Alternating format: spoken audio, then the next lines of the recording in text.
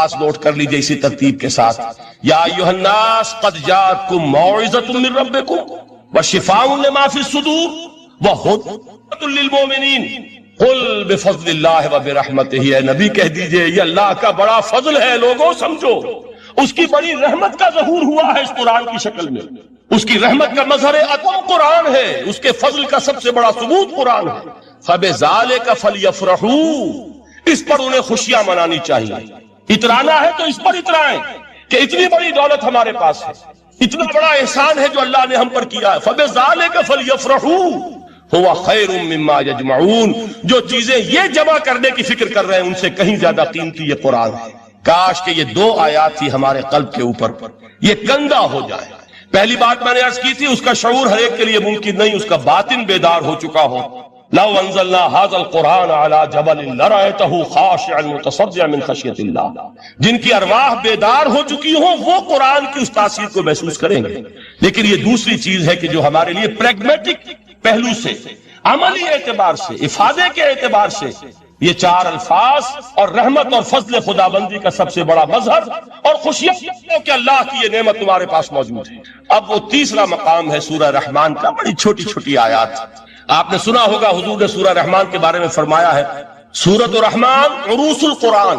یہ سورہ رحمان جو ہے یہ قرآن کی دلہن ہے. جیسے دلہن کو آپ خوشنما لباس پہناتے ہیں، آراستہ پیراستہ اس کو گہنے اور اس کو زیور پہناتے ہیں، تو جس طریقے سے سجاتے ہیں آپ دلہن کو، اللہ تعالیٰ نے ایک سورت قرآن مجید میں ایسی رکھی ہے سورہ رحمان کہ اسے خوب سجایا. اس میں الفاظ کا در و بست، اس کا اپنا ایک ڈیوائن میوزک ہے. وہ تو اللہ تعالیٰ قراء جو ہے خاص طور پر مصر کے قراء، اللہ تعالیٰ ان پر رحمت نازل فرمائے، ان کی خطاؤں سے درگزر کرے. جس طرح قرآن کے انٹرنسک میوزک کو انہوں نے واضح کیا ہے. واقعہ یہ ہے کہ اگر یہ لوگ نہ ہوتے، شیخ عبد الباسط محمد عبد الصمد، شیخ محمود خلیل الحصری، یہ لوگ کہ جنہوں نے قرآن کے اس غنا میوزک، یہ لفظ جو ہے آپ حیران نہ ہو کہ میں یہ کچھ توہین کر رہا ہوں قرآن کی، حضور نے یہ لفظ استعمال کیا، تغنو، اس قرآن کو اچھی سے اچھی خوشلہانی کے ساتھ پڑھو. من لم یتغن بالقرآن فلیس منا. جو قرآن کو بہتر سے بہتر انداز میں، اچھی سے اچھی آواز میں، خوشلہانی کے ساتھ پڑھنے کی کوشش نہیں کرتا وہ ہم میں سے نہیں. بلکہ ایک مرتبہ حضور رات کے وقت آپ گشت پر تھے اپنے ساتھیوں کے حالات معلوم کرنے کے لیے. حضرت ابو موسیٰ اشعری رضی اللہ تعالیٰ عنہ ایک صحابی ہیں، ان کے گھر کے پاس سے گزر ہوا. وہ رات کو تہجد پڑھ رہے تھے، کھڑے ہوئے کیف کے عالم میں قرآن تلاوت کر رہے ہیں. حضور کو بہت پسند آئی ان کی قرات، کافی دیر تک وہاں کھڑے سنتے رہے. اب انہیں کیا پتا کون سن رہا ہے. بالکل اسی طرح سمجھ لیجئے ایک بات یاد آئی ہے. حضور فرماتے ہیں کہ جس طرح کان لگا کر اللہ قرآن کسی چیز کو نہیں سنتا، ہمیں نظر نہیں آتا نا، ہمیں معلوم نہیں. ہم قرآن پڑھ رہے ہیں تو سننے والا کون ہے؟ سب سے زیادہ کان لگا کر خود اللہ.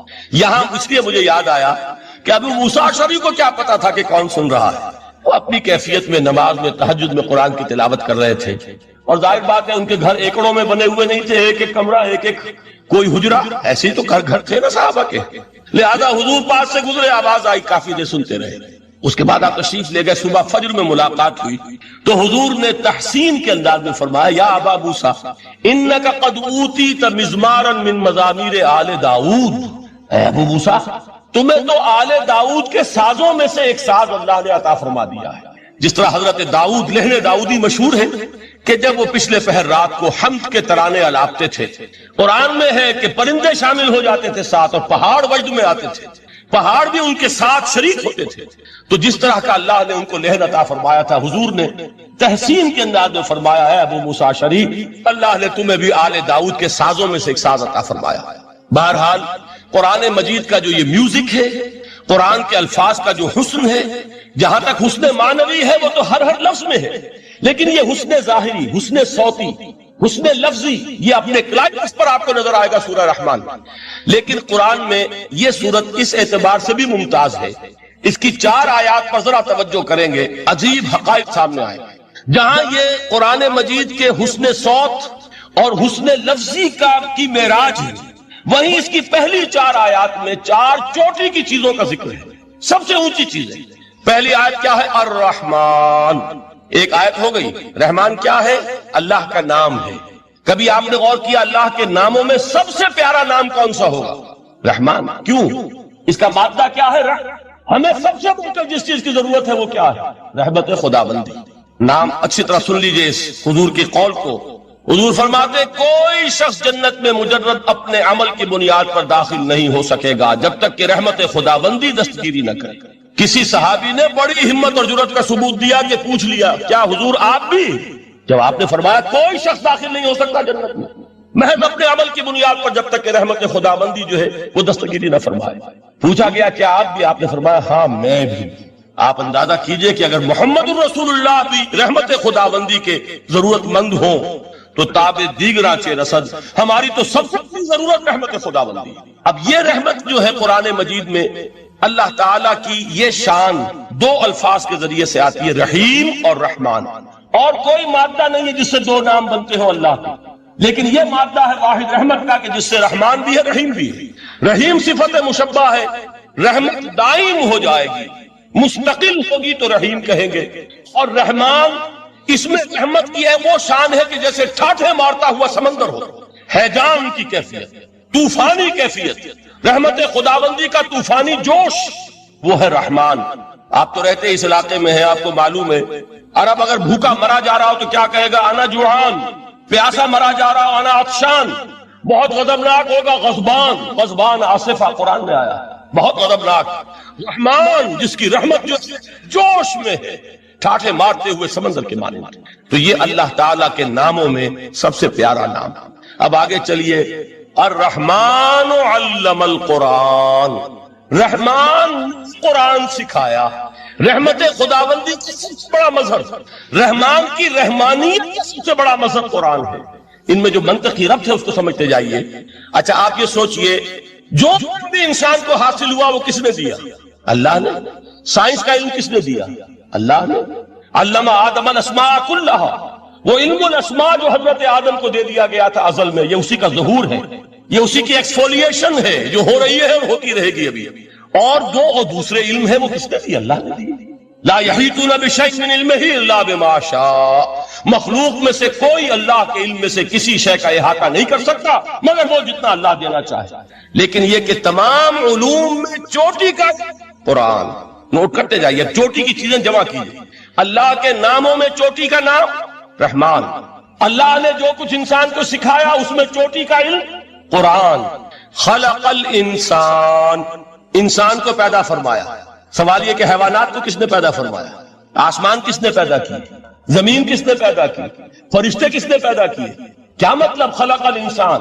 اس کی تمام مخلوقات میں اس کا کلائمیکس، اس کی تخلیق کی معراج، اس کے تخلیق کا نقطہ عروج انسان ہے۔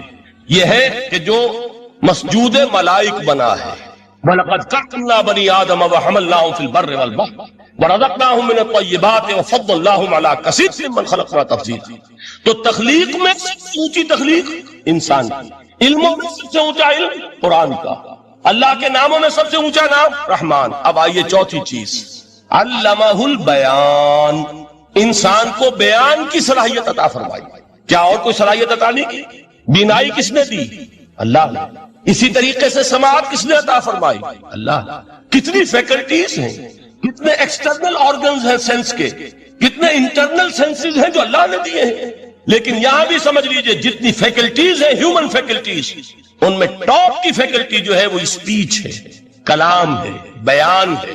جن لوگوں نے میڈیکل سائنس کا مطالعہ کیا ہے وہ جانتے ہیں کہ یہ برین ہے، ہیومن برین، اس برین میں جو وہ اوپر ایک زرد سا مادہ ہوتا ہے، گرے میٹر، اس کی ایک کوٹنگ ہوتی ہے، یہ ہائیسٹ ایوالوڈ فارم ہے، اور اس میں سب سے بڑا رقبہ جو ہے وہ اسپیچ سینٹر کہلاتا ہے۔ اسی لیے انسان کو حیوان ناطق کہتے ہیں۔ حیوان کے اور انسان کے مابین امتیاز قائم کیا گیا، نطق، گویائی، بولنا۔ اب یہ کیا چیز ہوئی؟ انسان کی صلاحیتوں میں سے سب سے اونچی صلاحیت۔ 4 آیتیں ہو گئی نا۔ اللہ کے ناموں میں سب سے چوٹی کا نام رحمان، اس نے جو علوم پیدا کیے ان میں چوٹی کا علم قرآن، اس نے جو مخلوقات پیدا فرمائی ان میں چوٹی کی مخلوق انسان، انسان کو جو صلاحیت اور استعدادات عطا فرمائی ان میں چوٹی کی استعداد بیان۔ جمع کیجئے، نتیجہ کیا نکلے گا؟ وہ نتیجہ ایک حدیث نبوی کی شکل میں سامنے آتا ہے۔ پہلی حدیث میں نے یہی پڑھی تھی، اس کے راوی کون ہے؟ عثمان ابن عفان۔ میں حیران ہوتا ہوں وہ قافیہ یہاں بھی موجود ہے، رحمان قرآن، بیان انسان، عثمان عفان۔ باپ تو اسی وزن پر ہے، عثمان ابن عفان. عن عثمان ابن عفان رضی اللہ تعالی عنہ قال قال رسول اللہ صلی اللہ علیہ وسلم، حضرت عثمان شہید مظلوم ذو النورین رضی اللہ تعالی عنہ فرماتے ہیں کہ اللہ کے رسول صلی اللہ علیہ وسلم نے فرمایا، خیرکم من تعلم القرآن وعلمہ، تم میں سے بہترین وہ ہے جو قرآن سیکھے اور سکھائے. قوت بیان جو تمہاری فیکلٹی ہے، اس کا استعمال کسی گھٹیا کام کے لیے نہیں ہونا چاہیے. دیکھیے اردو میں محاورہ ہے کہ توپ سے مکھی نہیں ماری جاتی. توپ بنائی گئی ہے کسی بڑی شے کے لیے، مکھی مارنے کے لیے توپ استعمال نہیں ہوتی. یہ قوت بیان جو ہے، جو ٹاپ موسٹ فیکلٹی ہے ہیومن جو فیکلٹیز ہیں ان میں سے، اس کا استعمال بھی ٹاپ موسٹ ہونا چاہیے. قرآن کو بیان کرو. وہ جیسے کہ علامہ اقبال نے کہا ہے، بلکہ غالباً ان کے قبر پر آس پاس جو اشعار لکھے ہوئے ان میں سے ایک یہ بھی ہے، اگر یک قطرہ خونداری اگر مشتے پرے داری بیابامن تو آموزم طریق شاہ بازی را.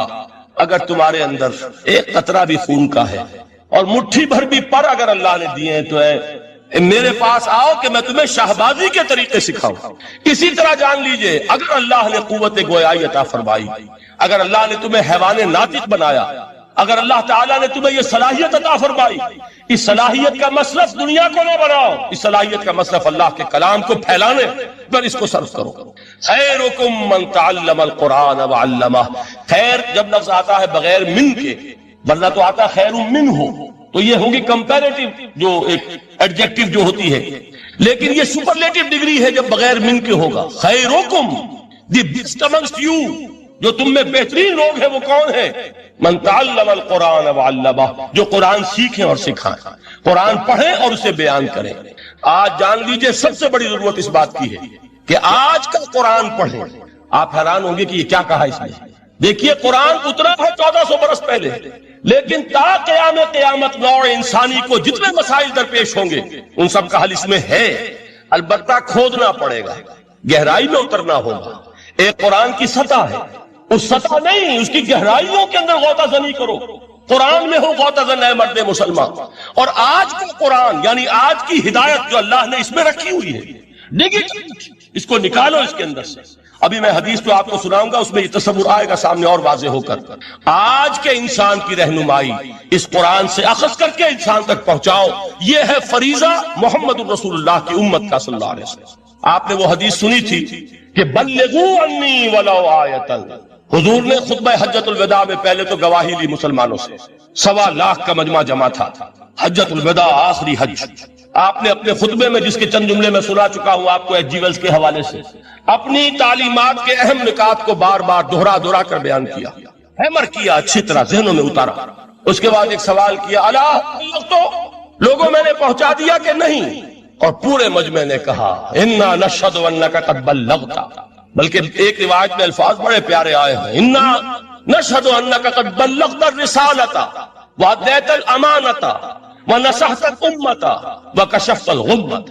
ہاں حضور ہم گواہ ہیں، آپ نے امانت ادا کرنے کا حق ادا کر دیا، رسالت کے فرائض کا حق ادا کر دیا، امت کی خیر خواہی کا حق ادا کر دیا، اور آپ نے گمراہی کے پردوں کو چاک، اندھیروں کو چاک کر دیا. 3 مرتبہ حضور نے سوال کیا، 3 مرتبہ جواب دیا. پھر آپ نے نگاہ آسمان کی طرف اٹھائی، انگشت شہادت سے 3 مرتبہ اشارہ کیا، اللہم اشہد اللہم اشہد اللہم اشہد. اے اللہ تو بھی گواہ ہے، یہ مان کہ میں نے یہ قرآن ان تک پہنچا دیا. یعنی جسے آپ انگریزی میں کہتے ہیں سائی آف ریلیف، کہ ایک بڑا بھاری بوجھ آ پڑا تھا، بڑی ذمہ داری تھی. انا سنلقی علیک قولا ثقیلا، اے محمد ہم آپ پر ایک بڑی بھاری بات ڈالنے والے ہیں. اے اللہ گواہ ہے کہ وہ بوجھ میرے کاندھے سے اتر گیا. یہ تسلیم کر رہے ہیں کہ میں نے حق امانت ادا کر دیا. تیری امانت تھی میرے پاس یہ کلام، اللہ کا یہ پیغام انسانوں کے لیے نازل ہوا محمد پر صلی اللہ علیہ وسلم. تو امانت کا بوجھ کس کے بارے گراں، کس کے کاندھے پر ہے؟ حضور کے. اگر ادا نہ کرتے، ابھی وہ آپ نے آیت سنی تھی، یا ایھا النبی بلغ ما انزل الیک من ربک فإن لم تفعل فما بلغت رسالتہ. یا ایھا الرسول، اے رسول صلی اللہ علیہ وسلم پہنچا دیجیے جو کچھ نازل کیا گیا ہے آپ پر آپ کے رب کی طرف سے، اور اگر بالفرض آپ نے ایسا نہ کیا تو امانت کا حق ادا نہیں ہوگا، رسالت کا حق ادا نہیں ہوگا. حضور نے پہنچا کر گواہی لے کر جیسے کہ ایک اطمینان کا سانس لیا، اللہم اشہد، اللہ تو بھی گواہ رہے۔ اس کے بعد آپ نے فرمایا تھا وہ چھوٹا سا جملہ جو آپ میں سے ہر شخص بآسانی یاد کر کے اٹھ سکتا ہے، فَلْيُبَلِّغِ الشَّاهِدُ الْغَائِبَ، اب پہنچا وہ جو یہاں ہیں ان کو جو یہاں نہیں ہے، اس لیے کہ میری رسالت پوری نوع انسانی کے لیے۔ وقت فرصت ہے کہاں، کام ابھی باقی ہے، نور توحید کا اتمام ابھی باقی ہے۔ ابھی تو ہند تک یہ پیغام جانا ہے، چینیوں تک جانا ہے، ابھی یورپ میں اس پیغام کو پہنچنا ہے۔ دی اذانیں کبھی یورپ کے کلیساؤں میں، کبھی افریقہ کے تبتے ہوئے صحراؤں میں، یہ کون کرے گا؟ اے امت محمد، یہ ذمہ داری اب تمہاری ہے صلی اللہ علیہ وسلم۔ اسی کو آپ نے مزید تاکیداً فرمایا، بلغوا انی ولو آیۃ، میرا کوئی امتی بھی اس سے بالکل فارغ نہ رہ جائے، بالکل محروم نہ رہے، ایک آیت بھی پہنچا سکتا ہو تو پہنچا جائے۔ یہ ہے وہ ذمہ داری کہ جو اس حدیث کی روح سے خیرکم من تعلم القرآن وعلمہ، ایک ہوتا ہے ذمہ داری کو ایک بوجھ کی حیثیت سے، ایک فرض کی حیثیت سے بیان کرنا، یہاں ہے تشویق اور ترغیب کا انداز۔ کون نہیں چاہتا کہ میں بہتر سے بہتر کیریئر اختیار کروں؟ کون نہیں چاہتا کہ میری زندگی اعلیٰ سے اعلیٰ ہو؟ کون نہیں چاہتا کہ میرا وقت جو ہے اس کی بڑی سے بڑی قیمت مجھے ملے؟ کاش کہ ہمیں معلوم ہوتا کہ قرآن کا سیکھنا اور سکھانا اتنا اعلیٰ کیریئر ہے۔ کاش کہ ہمیں معلوم ہوتا کہ قرآن کی تبلیغ اور دعوت، اس میں جو گزر رہا ہے وہ کتنا قیمتی ہو گیا ہے، اس کا کتنا بڑا جو ثواب اللہ کے ہاں ملنا ہے۔ تو خیرکم من تعلم القرآن وعلمہ، تم میں سے بہترین لوگ وہ ہیں جو قرآن سیکھے اور سکھائیں۔ دوسری حدیث حضرت عمر سے مروی ہے رضی اللہ تعالیٰ عنہ، یہ پہلی روایت متفق علیہ تھی، بخاری اور مسلم دونوں میں موجود ہے۔ دوسری روایت صحیح مسلم کی ہے، حضرت عمر فرماتے ہیں قال قال رسول اللہ صلی اللہ علیہ وسلم ان اللہ یرفع بهذا الكتاب اقواما ويضع به آخرین، اللہ اب اس کتاب کے ذریعے قوموں کو اٹھائے گا اور اسی کو ترک کرنے کے باعث رسوا کر دے۔ یہ ہے اب ابد الآباد تک کے لیے، خاص طور پر مسلمانوں کے لیے اللہ تعالیٰ کا یہ قانون۔ اس کتاب کو لے کر اٹھیں گے سربلند ہوں گے، اس کتاب کو پیٹھ دکھائیں گے ذلیل کر دیے جائیں گے۔ یہ گویا کہ اب امت مسلمہ کی قسمت جو ہے وہ تلے گی اس کتاب کی میزان میں، اسی میں طے ہوگا کہ ان کے لیے عروج ہو یا زوال ہو۔ اسی کو وہ جواب شکوہ میں علامہ اقبال نے سادہ ترین الفاظ میں کہا تھا، وہ زمانے میں معزز تھے مسلمان ہو کر اور تم خار ہوئے تاریک قرآن ہو کر۔ فارسی میں اسی کو مفہوم کو جو ادا کیا ہے جس خوبصورتی سے، اس کا تو جواب نہیں ہے کہ اے مسلمان خار از مہجوری قرآن شدی، تم جو ذلیل و خار ہو گئے ہو دنیا میں۔ ایک سوال شاعر نے کبھی کیا تھا، بڑا پیارا سوال تھا، ہے آج کیوں ذلیل کے کل تک نہ تھی پسند گستاخی فرشتہ ہماری جناب۔ بڑا پیارا سوال ہے، جواب علامہ اقبال دے رہے ہیں، خار از مہجوری قرآن شدی، قرآن سے لا تعلق ہونے کی بنیاد پر تم ذلیل و رسوا ہوئے۔ شکوہ سنجے گردش دوراں شدی، گردش دوراں اور گردش فلک اور فلک ناہنجار اور فلک کج رفتار، اس کو خامخواہ گالیاں دے رہے ہو، اس کا خامخواہ شکوہ کر رہے ہو، شکایت کر رہے ہو، یہ تو ہے باد سبائی ہما آورد، یہ تمہارے اپنے کرتوتوں کا کی سزا ہے جو تمہیں مل رہی ہے۔ تم نے قرآن کو پیٹ دکھا، تم ذلیل و رسوا کر دیا۔ خار از مہجوری قرآن شدی، شکوہ سنجے گردش دوراں شدی، اے چو شبنم بر زمی افتندئی، در بغل داری کتاب زندئی، اے وہ قوم جو شبنم کی طرح زمین پر پڑی ہے، اغیار اسے پاؤں تلے روند رہے ہیں، جیسے آپ صبح کو سیر کرنے نکلتے ہیں، سبزے پر پڑی ہوئی شبنم اسے آپ روندتے ہیں اپنے قدموں تلے۔ اے امت محمد، آج تو دنیا کی قوموں کے سامنے اسی طرح پابال ہے، سرنگوں ہے، لیکن ہوش میں کہ تیری بغل میں وہ کتاب زندہ موجود ہے، وہ کتاب زندہ جس نے کہ دنیا میں یہی جزیرہ نما عرب وحشی لوگوں کا مسکن، نہ یہاں علم، نہ یہاں تمدن، نہ یہاں تہذیب، نہ یہاں تنظیم، کوئی ڈسپلن نہیں، کوئی حکومت نہیں، کوئی تہذیب نہیں، کچھ نہیں، تاریکیاں ہی تاریکیاں۔ یہی کتاب تھی جس نے اسے منور کیا، یہی کتاب تھی جس نے دنیا کا امام بنایا، یہی کتاب تھی جس نے دنیا کا معلم بنایا، یہ کتاب تھی جس نے نئے نئے علوم ایجاد کرنے سکھائے، یہ کتاب تھی جس کی بدولت یہی عرب تھے جنہوں نے یونان کے فلسفے اور سائنس کو جو مٹ چکے تھے انہیں زندہ کیا، ان میں نئی چیزوں کا اضافہ کیا اور اسپین کی یونیورسٹیوں کے ذریعے سے یورپ تک دوبارہ پہنچا دیا۔ یہ وہ کتاب ہے در بغل داری کتاب زندگی. اقبال نے کیسے کیسے شکوے کہے ہیں. اسی قرآن میں ہے ابتر کے جہاں کی تعلیم، جس نے مومن کو بنایا محو پرویں کا امیر. اس قرآن کو لے کر مسلمان نکلا ہے، ایک ہاتھ میں قرآن ایک میں تلوار. برا نہ مانیے قرآن تلوار کا نام بھی آپ اپولوجیٹک انداز میں نہ لیا کریں. انقلاب کی تکمیل تلوار سے ہوتی ہے، انقلاب کی تمہید کسی کتاب سے ہوتی ہے. اچھی طرح جان، کبھی انقلاب صرف کتاب سے نہیں آیا. کتاب سے ذہن بدلتے ہیں، کتاب سے فکر بدلتی ہے، کتاب سے سوچ بدلتی ہے، کتاب سے ایک جماعت تیار ہوتی ہے، ایک قوت تیار ہوتی ہے. وہ 313 جو میدان بدر میں تھے وہ قرآن کا اعجاز کا ظہور تھے. ان فی المال حقا سوى الزکات. اے مسلمانوں یہ نہ سمجھنا کہ بس زکات ادا کر دی تو تمہارے مال کا سارا حق ادا ہو گیا. ان فی المال حقا سوى الزکات، تمہارے اموال میں حق ہے اللہ کا زکات کے علاوہ بھی. اور پھر آپ نے یہ آیت وَآتَ الْمَالَ عَلَىٰ حُبِّهِ ذَوِي الْقُرْبَىٰ وَالْيَتَامَىٰ وَالْمَسَاكِينَ وَابْنَ السَّائِلِينَ وَالرِّقَابِ وَأَقَامَ الصَّلَاةَ وَآتَى الزَّكَاةَ. یہاں آتا الزکات تو ہے ہی ہے، اس سے پہلے جو آ رہا ہے یہ سرپلس ہے، اس سے آگے کی بات ہے، یہ ایڈیشنل ہے. اسی لیے جب انفقوا انفقوا انفقوا انفقوا انفقوا کی جو تکرار ہوتی قرآن مجید، تو ایک جگہ پھر سوال کیا صحابہ نے کتنا خرچ؟ فرمایا قل العفو، کہہ دو جو بھی ضرورت سے زائد دے ڈالو. Don't accumulate, don't retain any thing. ایک بات آپ سے کہوں آپ چونک جائیں گے، حضور نے کبھی زکات دی، کبھی نصاب کے بقدر پیسہ آپ کے پاس جمع ہوا کہ آپ پر زکات واجب. کیسی عجیب بات. ارکان دین میں سے ایک رکن سرے سے غائب.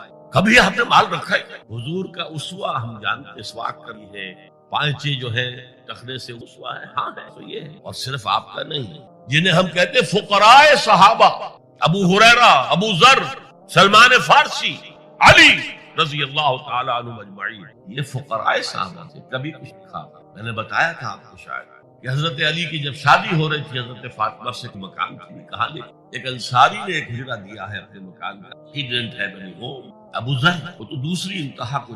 قانون یہی ہے، حلال سے کماؤ، اگر ایک حد سے آگے بڑھ جائے تو زکات دے دو، باقی تمہارے اختیار میں ہے. دینا چاہو دو، نہ دینا چاہو رکھو. قانون کبھی بھی آپ نے جبر نہیں کی، ایمرجنسی میں بھی جبر نہیں. ایک واقعہ آتا ہے کہ حضور کو کئی وقت کا فاقہ. تھوڑی دیر کے بعد حضرت ابو بکر آئے، آپ نے چہرے سے پہچان لیا کہ فاقے سے. پھر حضرت عمر آئے، پہچان لیا کہ شاید حضور خود اپنے دونوں ساتھیوں کو لے کر ایک انصاری کے باغ. انصاری کی عید ہو گئی، فوراً لا کر اس نے کچھ کھجوریں کچھ انگوروں کے گوشت. اس کے بعد وہ دوڑا چھری لے کر کسی جانور کو. یہ ساری تفسیریں میں کیا بتاؤں. مال یہ نہیں تھا کہ مدینے میں سبھی فاقے سے موجود تھے جن کے پاس مال. جبرن آپ نے کسی جب وہ چھری لے کر چلا فرمایا دیکھنا کسی دودھ والے جانور کو نہ ذبح. بہرحال کچھ دیر کے بعد وہ پکا کر اس کے بعد ایک پر چند بوٹیاں یہ عائشہ کو دے آؤ یہ کئی وقت. اور پھر حضرت عمر کو رخ کر کے کہا عمر یہ ہے وہ نعمتیں جس کا حساب دینا پڑے گا اللہ کے. اما بنعمت ربک فحدث. اور یہ جو فرمایا گیا الہاکم التکاثر، نعمتوں کا حساب لیا جائے. ولا تسألن یومئذ عن النعیم. فرمایا یہ ہے اصل انفاق کا آپ کے اوپر چھوڑ دیا گیا. جتنا بھی آپ میں جذبہ ہے، جتنا بھی آخرت کا یقین ہے، اتنا ہی آپ پسند کریں گے کہ آخرت کے بینک میں جمع کرائیں، یہاں کے بینکوں میں کیوں جمع کرائیں. یہاں کتنا دے دیں گے آپ کو؟ 10%، 20%. وہاں 700% ملتا ہے. 700% نہیں، 7000، 700 گنا. Why to keep it in these banks? حضرت مسیح کا جو پہاڑی کا واس بہت مشہور ہے، سرمن آف دا ماؤنٹ. بڑے پیارے الفاظ میں آپ سے اپنا تاثر عرض کیے بغیر نہیں رہ سکتا. جہاں تک مواعظ کا تعلق ہے، جو حضرت مسیح کے مواعظ آئے ہیں ان سے اونچے واعظ کوئی ممکن. اسی میں یہ جملہ بھی دیکھو، اپنا مال زمین پر جہاں چوری بھی ہوتی ہے ڈاکہ بھی، کیڑا بھی خراب کر، آسمان پر جہاں نہ چوری کا نہ ڈاکے نہ کیڑا. اس لیے کہ میں تم سے سچ کہتا ہوں کہ جہاں تمہارا مال ہوگا وہی تمہارا دل ہوگا. مال یہاں ہوگا تو دل اٹکا ہوا ہوگا، اور فرشتے اس طرح گھسیٹ کر کھینچیں گے آپ کی جان کو جیسے کہ سیخ پر سے کباب کھینچا جاتا. اور اگر دل وہاں لگا ہوا جس کے لاکھوں کروڑوں ڈالر سوئس بینکس میں جمع ہیں، اسے کہا جائے نکل جاؤ پاکستان سے، اسے کوئی تکلیف ہوگی؟ نکل جاؤ فلاں ملک سے، ملک بدل کر تم کیا تکلیف؟ البتہ جس کا باہر اسے اگر یہ دی جائے اس کی تو جان پر بن جائے. تو یہ ہے انفاق کا. اس میں یہ دو جو ہے، ایک قانونی سطح ہے. قانونی سطح یہ کہ حلال ذریعہ حرام نہ ہو، سود نہ ہو، جوا نہ ہو، فحاشی کو ذریعہ نہ بن. منشیات کو ذریعہ نہ بنایا جائے اور جو بھی آپ کے پاس ہے آپ نصاب کی سطح کے اوپر آ گئے تو 2.5% زکات دیں. قانون اس سے آگے آپ سے اگرچہ فقہا نے فتویٰ دیا کہ اگر کسی وقت جو فقراء ہیں ان کی ضرورتیں زکات سے پوری نہ ہو سکے تو اس وقت کا امام، اس وقت کا خلیفہ وہ زبردستی بھی امراء کے مال میں مزید لے سکتا ہے. لیکن کمال یہ ہے محمد رسول اللہ صلی اللہ علیہ وسلم کا کہ نہایت جان اصل تحریک جو تھی، انقلابی تحریک، اس میں بھی کبھی آپ نے جبر سے یہ آپ کے چوائس ہے. البتہ ایک معیار مقرر دیا، جیسے حضرت ابو بکر غزوہ تبوک کے موقع پر سب کچھ لے آئے تھے گھر میں جھاڑو پھینک. عام حالات میں ایک شخص آئے صحابی انصاری، میں اپنا سب کچھ اللہ کی راہ میں دینا چاہتا ہوں. فرمایا نہیں، تم چاہتے ہو کہ اپنے ورثاء کو قریب اور فقیر بنا کر جاؤ. اس نے کہا اچھا میں آدھا جو نہیں، آدھا بھی بہت. فرمایا تہائی دیتا ہوں. فرمایا ہاں تہائی کافی. وَالثُلُثُ كَثِيرٌ، اور ثلث بھی بہت. آپ کو آیت سنائی کہ وما هذه الحیات الدنیا الا لہو ولعب وان الدار الاخرۃ لہی الحیوان لو کانوا یعلمون. اصل زندگی جو ہے وہ آخرت کی زندگی ہے، کاش کہ انہیں معلوم ہو. ایک حقیقت تو یہ معلوم ہو اور مستحضر رہے کہ اصل زندگی آخرت کی زندگی، اور دوسری حقیقت یہ کہ یہ دنیا کی زندگی ایک امتحانی وقفہ ہے. قلزم ہستی سے تو ابرا ہے مانند حباب، اس نیا خانے میں تیرا امتحان ہے. یہ مستحضر رہے تو اس کا نتیجہ کیا نکلے گا؟ انسان دنیا پرست نہیں بنے گا. متاع ہے دنیا، برتنے کی چیز ہے. وما هذه الحیات الدنیا الا متاع، برتنے کی چیز ہے، برتو اسے. اب میں یہاں آپ کو کچھ حدیثیں بھی سنا دینا چاہتا ہوں. ایک حدیث میں حضور نے عجیب نقشہ کھینچا ہے. مالی ولی دنیا، لوگوں مجھے تمہاری دنیا سے کیا سروکار؟ انما مثلی کراکب استظل تحت شجرۃ ثم راح فترکها. میری مثال تو اس سوار کسی ہے جو تھوڑی دیر کے لیے کسی درخت کے سائے میں سستانے کے لیے رک جاتا ہے. اس درخت کو اپنی منزل نہیں سمجھتا، اپنا گھر نہیں سمجھتا، تھوڑی دیر کا سستانا ہے. پھر وہ اس درخت کو خیر بات کہتا ہے، اپنا راستہ لیتا ہے، اپنی منزل کی طرف رواں ہو جاتا ہے. بس اتنا تعلق، منزل یاد رہے. چنانچہ دوسری بڑی پیاری حدیث ہے، بہت مختصر بھی ہے. انما الدنیا خلقت لکم وانتم خلقتم للآخرہ. دیکھو یہ دنیا تمہارے لیے بنائی. خلق لکم ما فی السماوات وما فی الارض، قرآن مجید کہتا ہے. اسی لیے میں نے کہا تھا خلافت ہمیں دینی تھی تو سب کچھ ہمارے لیے بنایا گیا. یہ محفل سجائی گئی ہے ہمارے لیے، یہ سب ہمارے لیے بنایا گیا ہے. پورے عالم کو مسخر کیا گیا ہمارے لیے. سخر لکم، سورج بھی چاند بھی ہر چیز تمہارے لیے مسخر. انما الدنیا خلقت لکم وانتم خلقتم للآخرہ. لیکن تمہاری تخلیق ہوئی ہے، تمہیں بنایا گیا ہے، تمہیں پیدا کیا آخرت کے لیے. یہ منزل یاد رہے. میرا ٹھکانہ وہ ہے، میرا گھر وہ ہے، میری منزل وہ ہے. یہ راہ گزر ہے، یہ سفر ہے، یہ ایک وقفہ ہے، امتحانی وقفہ ہے. خلق الموت والحیات لیبلوکم ایکم احسن عملا. لیکن اب تیسری حدیث سنیے، اور یہ ہے وہ جو اس دنیا کو جو میں نے شروع میں کہا تھا بڑی ٹھوس حقیقت ہے. یہ اللہ کی تخلیق ہے، سنجیدہ تخلیق ہے. ہم نے کوئی کھیل کود کے لیے تو نہیں بنایا ہے. ربنا ما خلقت ھذا باطلا. حضور فرماتے ہیں الدنیا مزرعۃ الآخرہ. دنیا آخرت کی کھیتی ہے. یہاں بو گے تو وہاں کاٹو گے، یہاں بو گے نہیں تو کاٹو گے کیا خاک. اس اعتبار سے غور کیجئے، یہ دنیا اور حیات دنیاوی کا ایک ایک لمحہ ایک بڑی عظیم حقیقت بن کر ہماری حیات دنیاوی کا ایک ایک لمحہ ابدی ہے پوٹینشلی. کیوں کہ اس میں جو کچھ ہم کما رہے ہیں اس کے نتائج ابدی زندگی پر پھیلے ہوئے ملیں گے.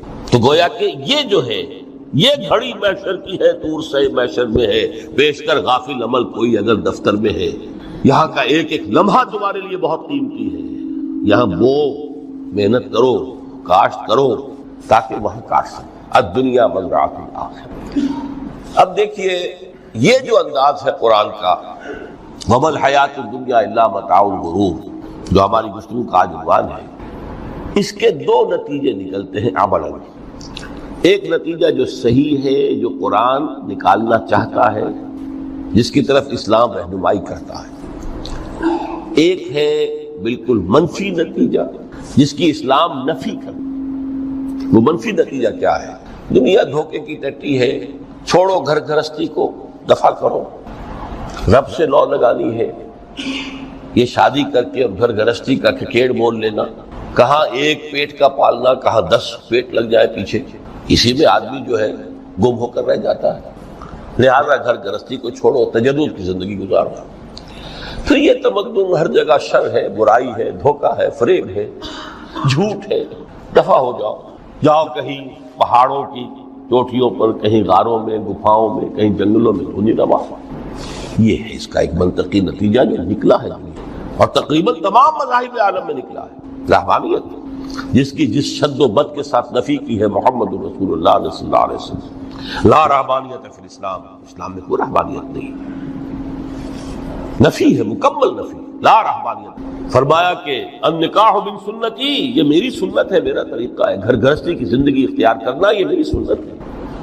3 صحابہ پر کچھ اسی طرح کا غلبہ ہو گیا تھا. صحابہ میں ہر طرح کے لوگ تھے. ان میں وہ لوگ بھی تھے کہ جو بڑے ریشنلسٹ تھے، عقل کے حوالے سے بات سمجھنے والے. حضرت عمر کو ہم کہہ سکتے ہیں کہ سر خیل تھے ان کے رضی اللہ تعالیٰ. کچھ درویش منش لوگ بھی تھے. کچھ پر یہ تقویٰ کا اور درویشی کا بہت زیادہ غلبہ ہو گیا تھا. مغلوب الحال ہم انہیں کہہ سکتے ہیں. حضرت عبداللہ ابن عمرو بن العاص رضی اللہ تعالیٰ عنہما، ایک عجیب سائملٹینیس کنٹراسٹ ہے باپ اور بیٹے میں.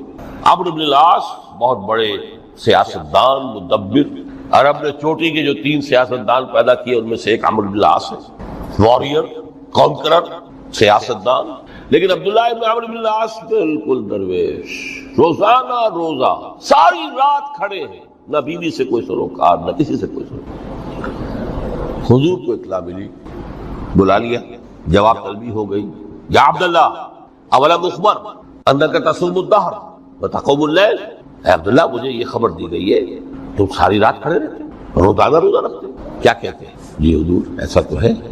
لا تفعل، مت کرو ہرگز. فإن لنفسك عليك حقا وإن لزوجك عليك حقا وإن لزورك عليك حقا. دیکھو تم پر تمہارے اس جسم کا اور نفس کا بھی حق.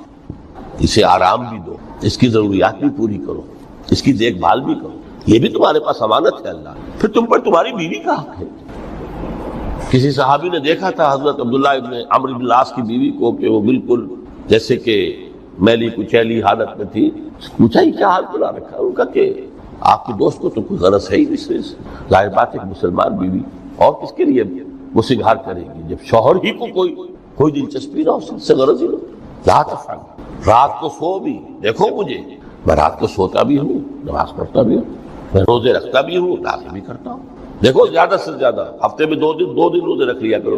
حضور مجھے اور تھوڑی سی اجازت. اچھا 1 دن ناغا، 1 دن روز. صوم داؤد، اس سے آگے کی اجازت. اسی طرح 3 حضرات سراسراہتن آتا ہے حدیث میں، بخاری شریف کی روایت ہے. ان پر بھی کوئی ایسا ہی غلبہ ہوا رحمانیت کا اور ترک دنیا کا.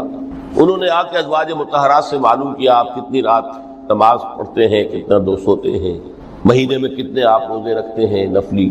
انہوں نے کوئی وہاں تو کھلی کتاب تھی سیرت محمد صلی اللہ علیہ وسلم، جو کچھ تھی حقیقت بیان کر. اب دیکھیے ایک عجیب ذہنیت. انہوں نے دیکھا کہ یہ تو کم ہے، ان کے اندازے کے اعتبار سے تو بہت کم ہے، لیکن یہ کہ اپنے آپ کو ذرا تسلی، حضور کی تو کوئی ضرورت نہیں ہے، آپ تو معصوم ہیں، آپ کے سے گناہ نہیں ہوا، کوئی خطا نہیں ہوئی، آپ کے لیے تو یہ اتنی عبادت ہمارے لیے تو کافی نہیں ہے، ہم تو گناہ گار ہیں. ایک نے عہد کیا کہ میں کبھی نہیں سوؤں گا، رات بھر کھڑا رہوں گا. دوسرے نے کہا کبھی ناغا نہیں کروں گا، ہر روز روزہ رکھوں گا. تیسرے نے کہا میں شادی بیاہ کے کھکیڑ میں پڑوں گا. حضور کو اطلاع مل گئی، طلب فرمایا، ڈانٹا. آپ لوگوں نے یہ کہا ہے؟ جی ہاں ہم نے کہا تھا. واللہ خدا کی قسم میں تم میں سب سے بڑھ کر متقی ہوں، لیکن میں رات کو سوتا بھی ہوں اور نماز بھی پڑھتا ہوں، روزے رکھتا بھی ہوں، نافلے بھی کرتا ہوں. میری گھر گرہستی کی زندگی ہے، میری بیویاں ہیں. من رغب عن سنتی فلیس منی. یہ ٹکڑا جو جوڑ دیا جاتا ہے نکاح کے خطبے میں اس حدیث کے ٹکڑے کے ساتھ، یہ 2 علیحدہ حدیث ہے بالکل. النکاح من سنتی، اور یہ ٹکڑا اس طویل حدیث کا ہے، من رغب عن سنتی فلیس منی. جو میری سنت کو پسند نہیں کرتا پھر اس کا مجھ سے کچھ تعلق نہیں. یہ تو میں نے احادیث کے حوالے سے آپ کو جو منفی طرز عمل، گریز، دنیا سے تعلق منقطع کرنا، پسپائی، گریز، فرار، اور اس کا نتیجہ کیا نکلتا ہے کہ دنیا پھر شریروں کے لیے رہ گئی. کھیلیں کودیں عیش کریں.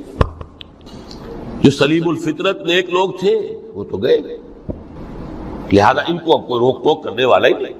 کوئی پوچھنے تاچنے والا نہیں، ظالم جو چاہے ظلم کرے اور جس طرح چاہے شریر جو ہے شرارتیں کرے۔ قرآن مجید میں سورہ حدید اس اعتبار سے نہایت عظیم صورت ہے، نہایت عظیم، کہ وہاں یہ آیت بھی بہت ہی شاندار انداز میں آئی ہے، متاع الغرور والی خاصی طویل آیت بن کر آئی ہے۔ اور جیسا کہ میں نے عرض کیا 4 جگہ تو حیات دنیاوی کو کہا گیا ہے صرف لہو و لعب یا لعب و لہو، لیکن یہاں جو ہے آیت نمبر 20 اعلموا انما الحیات الدنیا لعب و لہو و زینت و تفاخر بینکم و تکاثر فی الاموال والاولاد۔ 5 الفاظ کے حوالے سے اس حیات دنیاوی کے کچھ حقائق بیان کی۔ عام طور پر سرسری طور پر لوگ گزر گئے ہیں، محاورتاً جب بھی آتا ہے معاملہ لہو لعب لعب و لہو، وہ تو 4 جگہ ہے، یہاں 3 الفاظ مزید آئے ہیں، اور ترکیب کیا، پہلے لعب ہے پھر لہو ہے۔ سورہ عنکبوت میں لہو و لعب یہ در حقیقت ایک طرح سے محاورے کی شکل اختیار کر گیا، تماشا اور کھیل، لیکن نہیں، یہاں ترتیب کچھ اور ہے۔ اس پر اگر آپ غور کریں گے تو یہ ایک عجیب سا نقشہ سامنے آتا ہے، حیات دنیاوی کے 5 ادوار، جن میں سے ہر دور میں ایک شے انتہائی اہم ہوتی ہے، توجہ کا مرکز بنی۔ ابتدائی دور ہے، بالکل بچہ بھی ہے، کھیل، بس لائف، اس کے سوا اسے کوئی زندگی سے سروکاری نہیں، زندگی کے تلخ حقائق ابھی اسے معلوم نہیں، بھوک لگی تو رو پڑے، ماں نے دودھ پلانا ہے کھلانا ہے، ان سے تو کچھ نہیں کرنا اسے، وہ لائف کھیل۔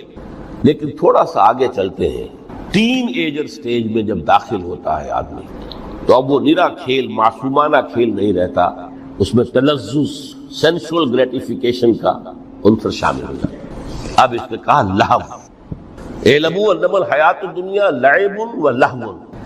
ذرا آگے بڑھئے تو انسان پر سب سے زیادہ دھن سوار ہو جاتی ہے، بناؤ سنگھار، میرا لباس فیشن کے مطابق ہو، کہیں ایسا نہ ہو مذاق اڑے۔ اپنے لباس کے بارے میں بہت کانشیس ہوگا، اپنے ہیئر کٹ کے بارے میں بہت کانشیس ہوگا، ہر چیز کے بارے میں بہت کانشیس، زینت، بناؤ سنگھار، آرائش، زیبائش۔ اس سے ذرا آگے گئے، تکاثر فی الاموال والأولاد، تفاخر بینکم، یہ سمجھیے کہ تقریباً 30 برس کی عمر جب انسان کی ہوتی ہے، اب فخر، تفاخر، یا دولت پر فخر ہوگا، یا نسب پر فخر ہوگا، یا اپنی کسی سیاسی حیثیت پر فخر ہوگا، اپنی چودراہٹ پر فخر ہوگا، تفاخر، جس میں جان میں چونکہ توانائی ہوتی ہے، قوت ہوتی ہے، لیکن اس کے بعد جب عمر ڈھلی بڑا ریئلسٹک ہو جاتا ہے انسان۔ پھر یہ جو 4تھی سٹیج تھی، اس میں تو یہ کہ مونچھ نیچی نہ ہو، چاہے سب کچھ میں اپنا خرچ کر دوں، داؤ پہ لگا دوں، لیکن مونچھ نیچی نہیں ہوگی۔ آخری سٹیج وہ ہوتی ہے کہ پھر ہوکا لگ جاتا ہے آدمی کو، تکاثر فی الاموال والاولاد، مال اور اولاد کی کثرت کثرت کثرت۔ اب یہ ہوتا ہے کہ مونچھ نیچی کیا، مونڈ بھی دی جائے تو کوئی حرج نہیں، مال آنا چاہیے، ویری ریئلسٹک۔ اور اسی حال میں انسان ہوتا ہے، آخری پارے کی صورت نے پھر اس میں ایڈ کر کے اس کے اوپر مہر لگا دی، الہاکم التکاثر حتی زرتم المقابر۔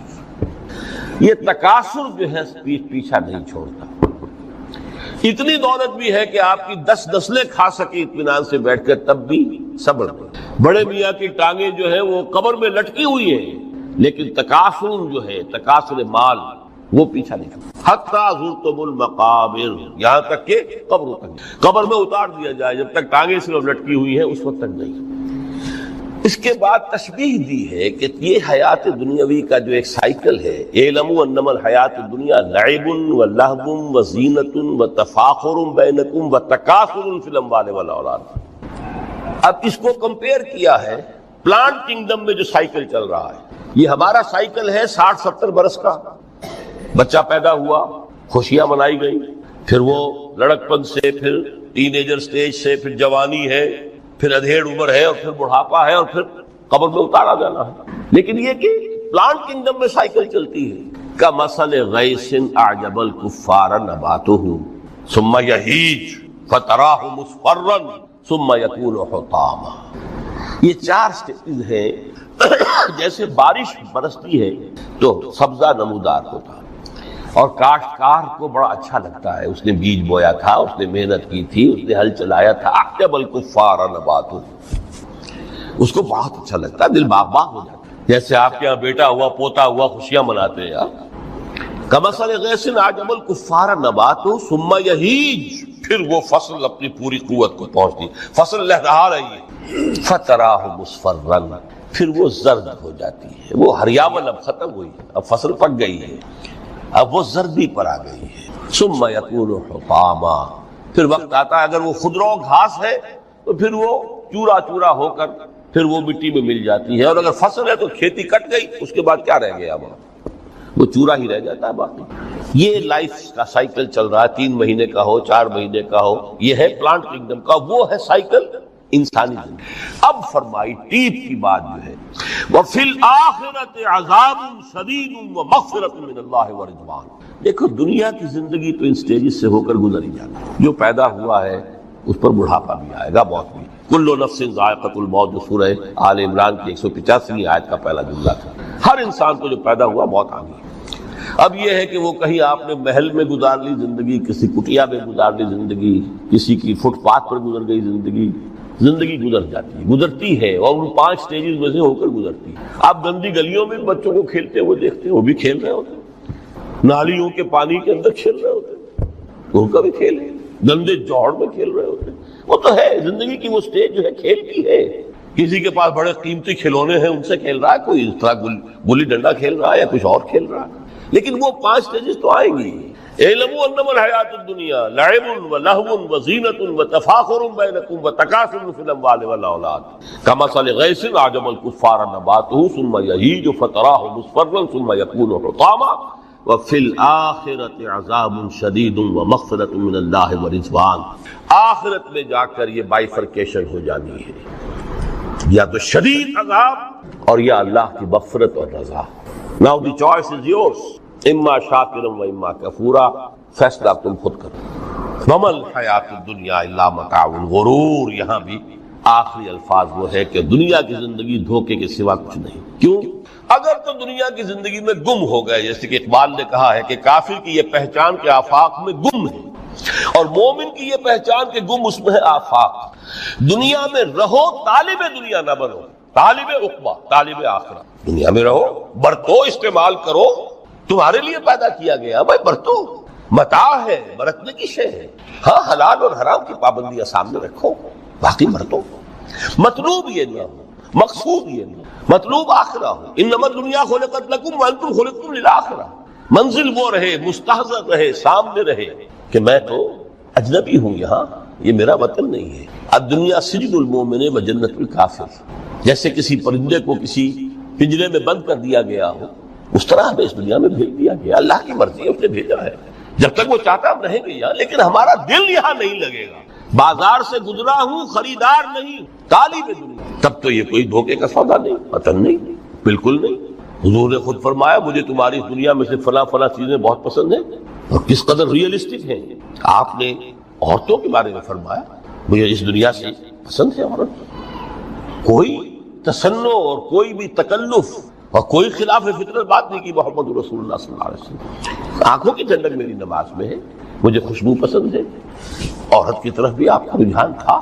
قرآن مجید میں آتا ہے اے نبی اب کوئی اور نکاح آپ نہیں کریں گے، وَلَوْ أَعْجَبَتْكَ حُسْنُهُنَّ، چاہے ان کا حسن جو ہے وہ آپ کو اچھا لگے، اب اجازت نہیں ہے مزید، بس فل اسٹاپ، جتنے نکاح ہو چکے ہو چکے۔ تو یہ دنیا کو حضور نے صلی اللہ علیہ وسلم دنیا پر سوار رہو، دنیا کو اپنے اوپر سوار نہ ہونے دو، بس بات صرف یہ ہے۔ کافر کی یہ پہچان کہ آفاق میں گم ہے، اسی لیے سورہ کہف کا ایک مرکزی مضمون ہے، پہلے رکوع میں بات آتی ہے اِنَّا جَعَلْنَا مَا عَلَى الْأَرْضِ زِینَةً لَهَا لِنَبْلُوَهُمْ أَيُّهُمْ أَحْسَنُ عَمَلًا۔ ہم نے اس دنیا پر جو کچھ ہے، یہ اسکائی اسکریپرز بن گئے ہمارے زمانے میں، اور یہ شاندار بلڈنگز ہیں، اور یہ کچھ ہے، ہم نے زینت اور زیبائش اور آرائش بنا دیا ہے تاکہ آزمائیں، انہی کے حسن کے شکار ہو جاتے ہو اور ان کے پرستار بن کر رہ جاتے ہو۔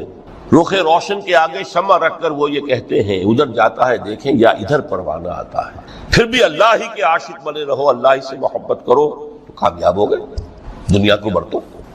اگر دنیا یہ عروس 1000 داماد جو اگر کہیں یہ محبوبہ بن گئی تو گئے، ختم۔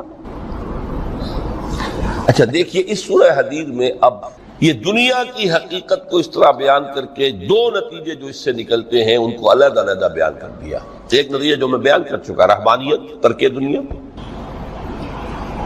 اس کی نفی کرتے ہوئے فرمایا وَلَقَدْ أَرْسَلْنَا نُوحًا وَإِبْرَاهِيمَ وَجَعَلْنَا فِي ذُرِّيَّتِهِمَا النُّبُوَّةَ وَالْكِتَابَ فَمِنْهُمْ مُهْتَدٍ وَكَثِيرٌ مِّنْهُمْ فَاسِقُونَ ثُمَّ قَفَّيْنَا عَلَىٰ آثَارِهِمْ بِرُسُلِنَا وَقَفَّيْنَا بِعِيسَى ابْنِ مَرْيَمَ وَآتَيْنَاهُ الْإِنجِيلَ وَجَعَلْنَا فِي قُلُوبِ الَّذِينَ اتَّبَعُوهُ رَأْفَةً وَرَحْمَةً وَرَهْبَانِيَّةً ابْتَدَعُوهَا مَا كَتَبْنَاهَا عَلَيْهِمْ. اصل مضمون یہ تھا جس کے لیے تمہید اتنی لمبی باندھی. ہم نے نوح کو بھیجا، ابراہیم کو بھیجا، ان کی اولاد میں ہی نبوت اور کتاب رکھ دی. پھر ان کے نقش قدم پر ہم نے اٹھایا عیسیٰ ابن مریم کو، انہیں انجیل دی، اور جو لوگ ان پر ایمان لائے ان کے دلوں میں رحمت اور رافت کے جذبات پیدا کر، انسانی ہمدردی. حضرت عیسیٰ کا جو اپنا مزاج تھا، ظاہر بات ہے کہ آپ کے حواریین اور آپ پر ایمان لانے والوں میں اسی کا ایک عکس پیدا ہونا تھا، لہذا وہ ایک خاص کیفیت. لیکن فرمایا ایک شے کو انہوں نے بدعت کے طور پر ایجاد کر لیا، وَرَهْبَانِيَّةً ابْتَدَعُوهَا مَا كَتَبْنَاهَا عَلَيْهِمْ. رہبانیت کی انہوں نے بدعت ایجاد کر لی، یہ انہوں نے کی، ہم نے یہ ان پر فرض نہیں کی. یہ ہے وہ منفی نتیجہ. گریز، خانقاہوں میں جا کر بیٹھ جاؤ، موناسٹسزم، تجرد کی زندگی گزارو. نتیجہ اس کا کیا نکلتا ہے کہ بظاہر راہب اور راہبائیں رہ رہی ہیں اور رہ رہے ہیں، اور اندر جو حرام کاری کے بازار چل رہے ہیں، اور تہخانوں کے اندر حرامی بچوں کی قبروں کی قبرستان بنے.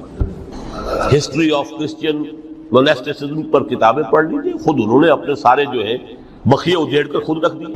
یہ رہبانیت، یہ اسلام کا راستہ نہیں ہے. احادیث کے حوالے سے میں آپ کے سامنے پہلے بیان کر چکا ہوں. میں بعد میں تھوڑا سا عرض کروں گا کہ ہمارے ہاں بھی یہ رسم کیوں آئی اور کیسے آئی. الحمدللہ اس درجے میں نہیں آئی جس درجے میں کہ کرسچینٹی میں آئی ہے، الحمدللہ ثم الحمدللہ، لیکن کسی درجے میں اگر آئی ہے تو کیوں آئی ہے یہ میں بعد میں عرض کروں گا. لیکن اس کا مل حیات الدنیا الا متاع الغرور کا دوسرا نتیجہ کیا ہے؟ پہلا نتیجہ تھا گریز کا، پسپائی کا، فرار کا، معاشرے سے نکل بھاگنے کا، تاکہ معاشرے میں اشرار کھل کھیلیں، جو چاہیں کریں. ایک راستہ یہ ہے، ترک دنیا کے معنی ہے ترک لذات دنیا، آسائشوں کو ترک کرنا، سختیاں جھیلنا. کس لیے؟ تاکہ دنیا سے ظلم کا خاتمہ، باطل کا تختہ الٹ دیا جائے، ظلم کا استیصال. ظاہر بات ہے ظالم آسانی سے ظلم نہیں چھوڑے گا. ایکسپلائٹر وعظ و نصیحت سے اپنے ایکسپلائٹیشن سے باز نہیں آئے گا. شاذ ہوتے ہیں اس طبقے کے اندر بھی یقیناً کچھ سلیم الفطرت لوگ ہوتے ہیں، جیسے طبقہ اشرافیہ سے تھے حضرت ابو بکر رضی اللہ تعالیٰ عنہ، سلیم الفطرت انسان تھے. وہ کوئی غلاموں کے طبقے سے تو نہیں تھے، کوئی فقراء کے مساکین کے طبقے میں سے نہیں تھے، اونچے طبقے میں سے تھے. عشرہ مبشرہ اکثر و بیشتر اس طبقے سے تھے. لیکن بائی اینڈ لارج وہ جو طبقہ ہوتا ہے، یا تو وہ اپنے جبر اور استبداد کا تخت جو ہے جما کر بیٹھا ہوا لوگوں کی گردنوں کے اوپر، پولیٹیکل ریپریشن ہے، یا اکنامک ایکسپلائٹیشن ہے، استحصال. محنت لوگ کریں، کھائیں گے ہم، عیش ہم کریں گے.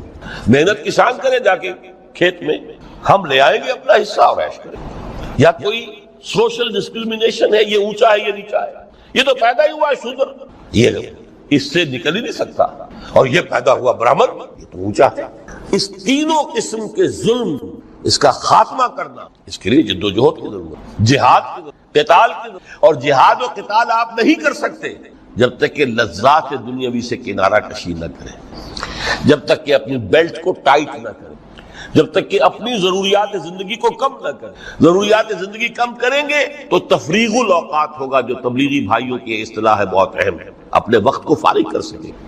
اس وقت کو فارغ کریں گے تو پھر وہ جد و جہد، وہ محنت، وہ جہاد، اس کے لیے آپ کے پاس وقت ہوگا، اس کو آپ لگا سکیں.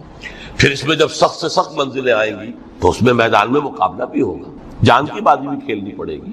اس میں قید و بند کا وقت بھی آ سکتا ہے. 3 برس تک اگر محمد عربی صلی اللہ علیہ وسلم پورے خاندان بنی ہاشم کے ساتھ بدترین اسیری سمجھ لیجئے شیب بنی ہاشم میں جو رہے، یہاں تو اسیروں کو آپ راشن تو دیتے، کھانا تو دیتے، وہاں تو اصل جو ہے وہ تو دونوں طرف سے گھاٹی کا منہ بند کر دیا گیا تھا، سیل تھی کہ کوئی شے جو ہے وہ جانے نہ پائے. 3 برس، جس میں کہ وہ وقت بھی آیا ہے کہ سوکھے ہوئے چمڑے ابال کر اس کا پانی جو ہے بلکتے ہوئے بچے، پھول جیسے بچے بنی ہاشم، ان کے حلق میں ٹپکایا گیا ہے، اور کچھ نہیں. کچھ تھے لوگ، حکیم بن حزام جیسے رضی اللہ تعالیٰ عنہ، بعد میں ایمان بھی لے آئے. حضرت خدیجہ رضی اللہ تعالیٰ عنہ کے چونکہ وہ قریبی رشتہ دار تھے، وہ پہاڑ کو کراس کر کے چوٹی پر سے اتر کر کچھ کبھی کبھی کھانے پینے کی چیز پہنچا دیتے تھے۔ یہ سارے مراحل آئے، یہ جو ہے یہ مثبت ہے۔ ترک دنیا وہ نہیں، ترک دنیا سے مراد دنیا کی لذتوں سے، دنیا کی آسائشوں سے، ان سے آدمی اپنے آپ کو پیچھے ہٹائے، ان کو چھوڑے، ان کو ترک کرے، تاکہ اپنا وقت، اپنا مال، اپنی صلاحیتیں صرف کر سکے کس کام کے لیے۔ اب اس کے لیے دیکھیے آیت نمبر 25 ہے یہ سورہ حدید کی۔ لقد ارسلنا رسلنا بالبینات، ہم نے اپنے رسولوں کو بھیجا واضح چیزوں کے ساتھ۔ بینہ وہ شے جو از خود ظاہر ہو۔ آفتاب آمد، دلیل آفتاب۔ جب سورج طلوع ہو گیا وہ خود اپنے وجود پر دلیل ہے، اس کے لیے کسی اور اضافی دلیل کی ضرورت نہیں کہ سورج موجود ہے، وہ تو ہے، سب کو نظر آ رہا ہے۔ تو بینات سے مراد معجزے بھی ہیں، اور وہ تعلیم جو ہے بنیادی دین کی کہ جو فطرت انسانی کی جانی پہچانی ہوئی شے ہے، دونوں پر اس کا اطلاق ہو جائے گا۔ لقد ارسلنا رسلنا بالبینات وانزلنا معهم الکتاب والمیزان، اور ہم نے ان کے ساتھ کتاب اتاری، میزان اتاری۔ یہ سب کچھ کس لیے کیا؟ لیقوم الناس بالقسط، تاکہ لوگ عدل پر قائم ہوں۔ یہ ہے سول آبجیکٹو، یہ نہیں بس ہماری کتاب پڑھ لیا کرے، ختم قرآن ہو گیا، اللہ دعا مانگ لی، چھٹی۔ قائم کرو اس کو، وہ میزان عدل